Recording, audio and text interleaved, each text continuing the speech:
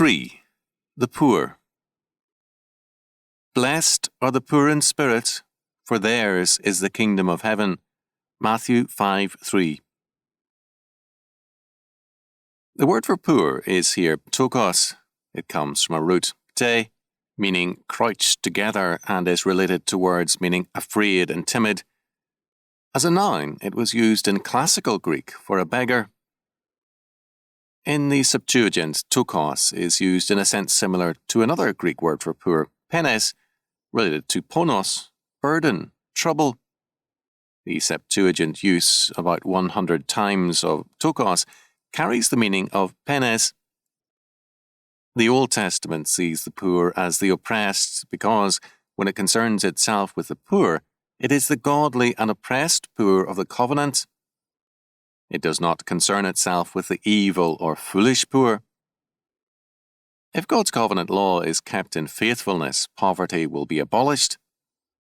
The Berkeley version of Deuteronomy 15:4 and 5 reads, quote, "However, there should be no poor among you, for the Lord your God will abundantly bless you in the land he will give you to possess as a heritage. If you listen to the Lord your God and rightly observe all these commandments which today I am enjoining upon you." End quote. However, the Lord, knowing the apostate heart of the people, declared also that, quote, "The poor shall never cease out of the land." End quote. Hence the faithful were commanded to be ready to help their brother in his need. Deuteronomy 15:11. While poverty exists, the bondservant was to be freed in the sabbatical year, Exodus 21:2. The poor must not be exploited or oppressed, Exodus 22:22-27. During the sabbatical year, the ground is to be fallowed and its produce belongs to the poor, Exodus 23:10 and 11. The law must not be used to oppress the covenant poor, Exodus 23:6 following. Israelites were all once poor in Egypt, and the Lord freed them. He is the protector of the covenant poor, Exodus 22:21, 27, Exodus 23:6 following, 9. Other texts command justice for all other peoples, including the poor. These texts have a covenant reference. The significant fact is that these poor are called brothers. From the earliest records and from the beginnings of the synagogue, we find in Israel, except during great decadence, a remarkable care for the poor. The poor are seen as the oppressed, burdened as Israel was in Egypt, Exodus 22:21, 23:9. In later Hebrew writings, such as the Psalms of Solomon, the poor are those whom God rescues and delivers.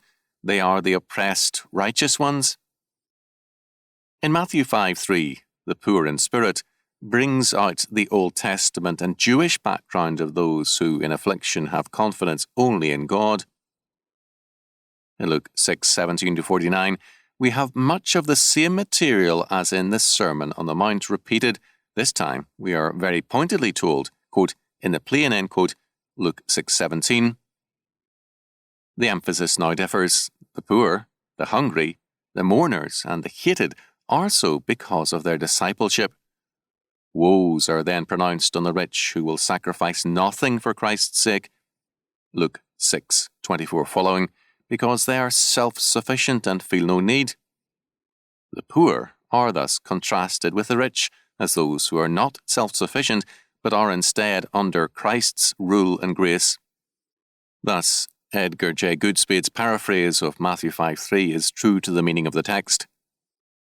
Blessed are those who feel their spiritual need, for the kingdom of heaven belongs to them.